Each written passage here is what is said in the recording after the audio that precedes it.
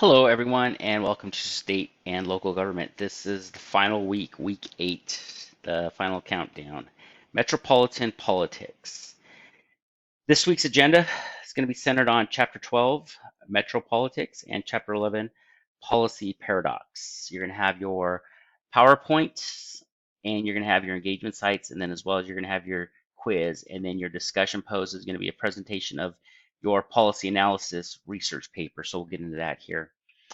Getting into your lecture slides, we're going to jump right in here to your Smith and Greenblatt, Chapter 12, Metro Politics.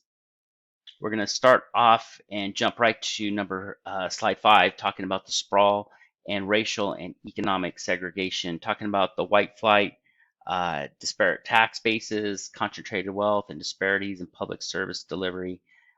Example, public schools. You're talking about your schools that might have been around or might be around, have been around for 60 years now, and leaky roofs and poor ventilation and security issues. All these things play into that public school where you get into the newer communities where you have these nice high, gated steel gates that for safety of the kids, and there's no leaky roofs because the schools are all brand new, and so you have that disparity in your public service for your public schools. That's just one example there. So we're going to get into slide 6 here, talking about the reforming of metropolitan growth, talking about regional governments and urban growth boundary. And urban growth boundary is kind of like where you would have those limitations in certain communities, especially here in Riverside, because Riverside was basically one of those agricultural communities back when Riverside first was first developed, and so kind of in the outskirts of some of the areas where you have Victoria Street, you're going to have a lot of the houses, but then they'll butt right up into the urban growth boundary lines per se, and then that's where you have your orange groves, and you have your a lot of the agricultural areas that it's just those are the boundaries, and there's going to be no more housing development in those areas, but they do butt up to those areas. So if you look at a map, you can actually type this in and you would see something of housing development in a street, and then right across the street it's just dirt, agriculture, farming, whatever it is. But that's basically what you're talking about when you talk about urban growth boundaries. So next we want to get into slide 8 here, and we're talking about, once again, government consolidation, city county consolidation. You might have this. A good example is you have your LA County, and where they actually provide fire protection services in a lot of the different cities, the local metropolitan communities, but those services are provided by LA County Fire Department. And then you have your annexation. An example is Riverside. Started off, at some point it was at like 90 square miles of total, the city limits, and now it's up above, I believe, over 100 square miles. That's all this stuff is, all these different areas have been annexed into the city, and at which point the city is maybe made the agreement with the county to, hey, we're going to go ahead and annex this area, but we are also going to develop it, in which case you're talking about taxes and everything. That's going to be all the revenue that'll be generated for both the city and the county. And then moving along here, we're going to get into, let's get back to slide 9 here.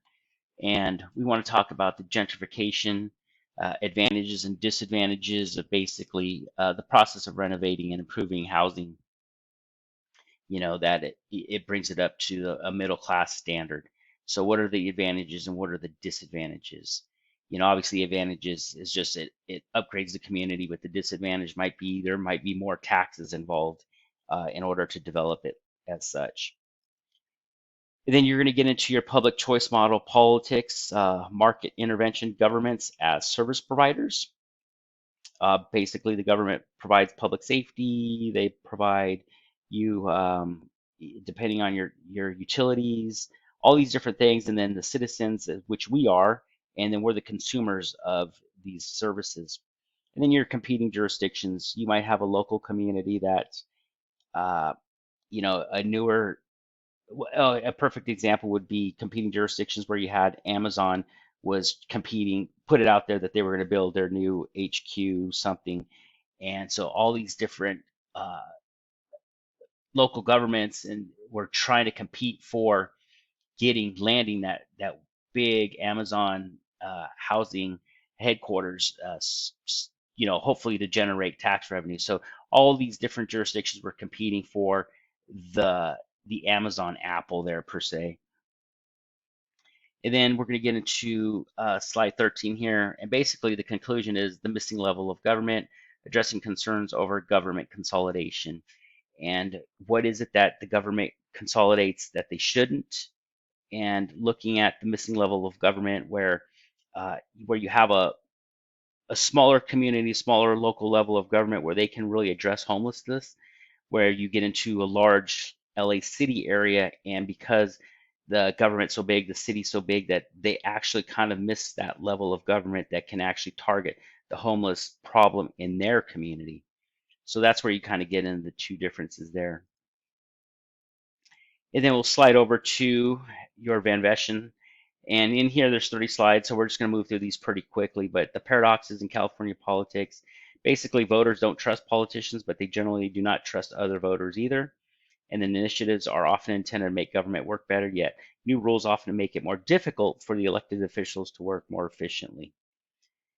And then just continuing on, Californians would like to take the politics out of politics. Yes, we would love to see that piece of it removed.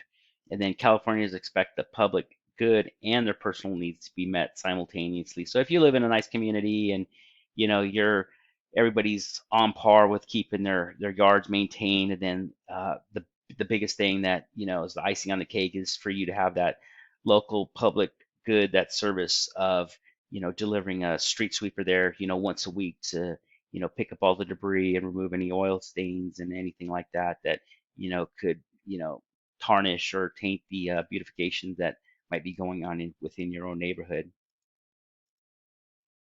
Public policy and the political issues. We're talking about the effective governance. Going to describe the political issues that politicians will likely encounter and need to address to ensure effective governance, and then identify the ways to reform California government to achieve more effective government. Boy, we would like to see that. And you're going to get into number 6, planning for tomorrow. I think something here that is good to understand is that there's going to be 40 million by 2020, which we're in now, and then 50 million by 2050. So in 30 years, we're going to increase by 10 million more people. So just think about how that's going to deplete a lot of the natural resources, not just general resources or public goods. We're looking at the natural resources. And then by 2025, 1 in 7 will be over the age of 65.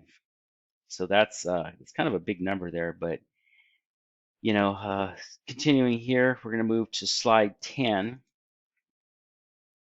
An educated workforce is necessary to support a service-based economy.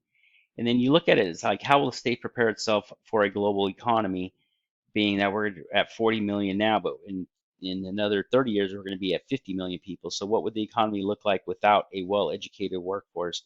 So when you think about the numbers in the previous slide, and you think about what it's going to take, these are things that we need to look at, and that you, as the future leaders in your community, maybe not in California, but wherever you might be, is to think about what it's going to take for you to to move the needle in the right direction. So we're talking about public benefits are continually questioned, yet low-skilled, unemployed, low-educated groups and individuals generally require more state services to move up the socioeconomic ladder.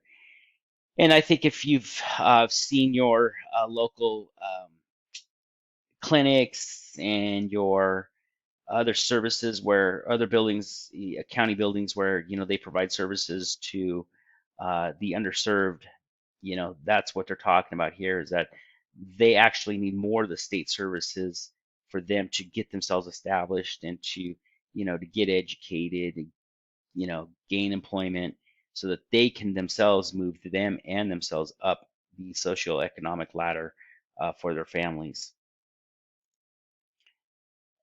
And slide 14, policy issues to consider. We're talking about climate change fundamentally affects natural resources from oceans to forests, from mountains to deserts. And that's what I just talked about, is thinking about what it is that with all these people, you have to think about the natural resources that are also going to be impacted.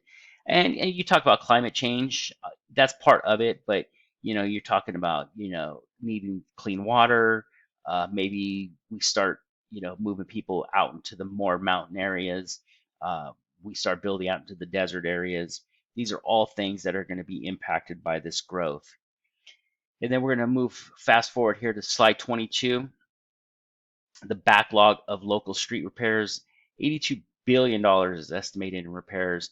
And then this is just the higher gas taxes now in effect. And this affects each one of us in this class here who has a license to drive in a car.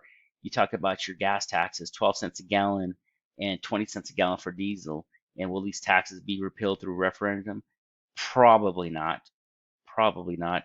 I think I just saw last week that the average gallon of gas at the national level was 214. I think I had it written down. I think it's like was 214 or 224. It was in the low $2, but that's at the national level. Where here in California, we are actually at the 350, the 360, and it's because of these taxes. And this is just one of many taxes that is built into our gas tax. And then the last slide here that I just wanted to kind of cover real quick is the public transit is underutilized. Here in California especially, we love our cars and we live in our cars, and that's how we want to get around, and we don't want to be bothered with having to use public transit. But just the cost of just thinking about now, once again, at 2020, we're at 40 million people, but 2050, we're going to be at 50 million people. So would it not benefit us to build and develop that high-speed rail from San Diego to San Francisco, which is now estimated to be between 70 and 100 billion. So construction is underway, but funding is only partial. That's only part of the problem. So things to think about. Moving along, you're going to have week 8. Once again, just your final quiz. And then we're going to get into your week 8 discussion, policy analysis presentation. Basically, you've already written your paper. You should be very familiar with everything that you've written and on the topic. So at this point, you're just going to basically develop a short presentation, whatever format that you're familiar with, Prezi, PowerPoint, YouTube, etc. Your presentation should include audio narration. So you're just basically going to talk about it, just make a couple of bullet points, or just identify the policy domain, statement of the problem, current policy, and policy solutions and recommendations, and things that you think that your reader or that your audience would need to know about your topic. So try to keep it at 10 minutes. It says 15 minutes here, but I have, there's each one of us has the opportunity to build out this presentation. So, if we can kind of keep it at 10 minutes, it keeps it a little bit more manageable for me. Like I said, and then if you're going to do something with slides, keep it at 5 to 7 slides. And then your links.